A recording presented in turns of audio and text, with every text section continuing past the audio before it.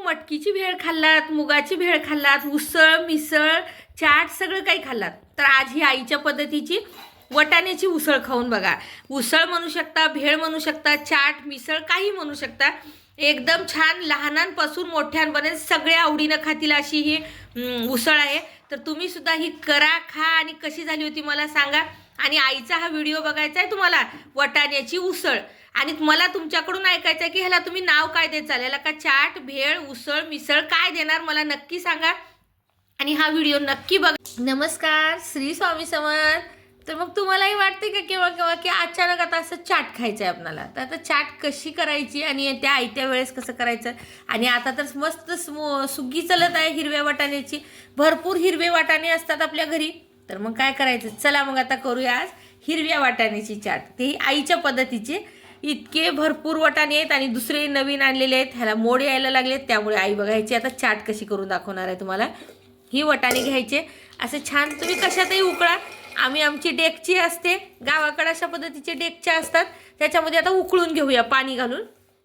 असं थोडंसं आई पाणी टाकून घेते, पाणी टाकून मस्त त्यांना उकडून म्हणजे वाफवून घेणार आहे, थोडंसं तरी वाफवून घ्यायचं.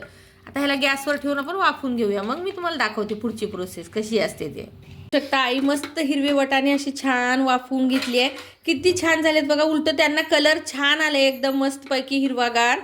आणि इथं आई आता छान तेल तापून घेतली आहे. आपण उसळ टाईप करणार आहोत. म्हटलं तर आता शहरातले लोक चाट म्हणून खातात, पण गावाकडल्या लोकांना शिळ्या भाकरीसोबत तेल खायला असं उसळ म्हणून आवडते, तर ती अशी उसळ करणार आहोत. वडीलधारी माणसं सुद्धा आवडीनं खातील अशी ही उसळ आहे. तर बघू शकता आता काय काय टाकणार आहे आई उसळमध्ये. आईची स्वतः क्रिएट केलेली रेसिपी आहे ही. बघूया आता. जिरा, मोहरी, आईच्या पद्धतीने कधी एक वेळेस खाऊन बघा तुम्ही. आईच्या पद्धतीच्या रेसिपी आपण खूप छान असतात. थोडंसं लसण आणि आता हा मस्त लसण भाजून घ्यायचा, छान तळून घ्यायचा. आणि छानपैकी हा कांदा बारीक चिरलेला तोही त्याच्यातच टाकून घ्यायचा.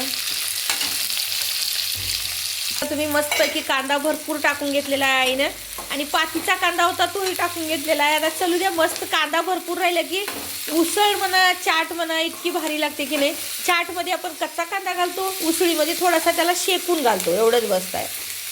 आता हा कांदा भाजून घ्यायचा आणि भाजते वेळेस थोडंसं मीठ टाकायचं, म्हणलं तर कांदा लवकर भाजतो आपला. टाकायचा हा टोमॅटो मस्तपैकी, असं लाल टोमॅटो बघा भाजून एकदम छान. कांदा, टोमॅटो सगळं छान भाजून घ्यायचं.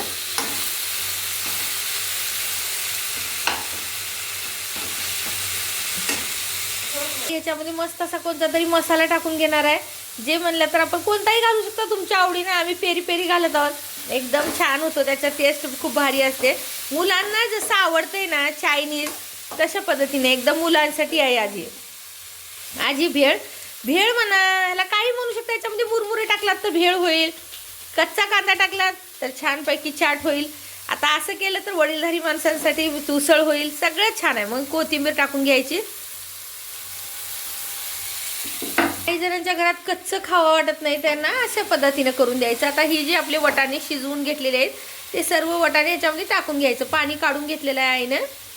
मस्त म्हणलं तर पुन्हा तुम्हाला जास्त टेन्शन येणार नाही म्हणून आईनं काय केलेलं आहे, पहिल्यांदाच वाफवून घेतलेलं आहे. आता छानपैकी असं वटाणे मिक्स करून घ्यायचे. भरपूर वटाणे येत आहेत, तर अशी मस्त भेळ करा, खूप भारी लागते ही भेळ, इतकी मस्त की नाही. आम्हाला ऐके माई करून देते, त्यामुळे तुमच्यासोबत पण शेअर करा वाटलं मला. वटाण्याची उसळ टाकायचं, याच्यामध्ये चवीनुसार मीठ. आपण थोडंसं कांद्यात टाकलं होतं म्हणून त्यामुळे बेतारं टाकायचं. आणि वाफवताळ्या आईने पाण्यामध्ये मीठ टाकलेलं नव्हतं. आणि थोडीशी हळद टाकायची, लाल मिरची पावडर, हळद सगळं आपण टाकून घ्यायचं मस्तपैकी. थोडीशी तिखटपणा पण तुम्हाला टाकू वाटत तर हिरवी मिरची टाकू शकता, पण आम्ही लाल मिरची पावडर टाकलेली आहे. लहान मुलांना लाल मिरची पावडरच आवडते, हिरवी खात नाही ते.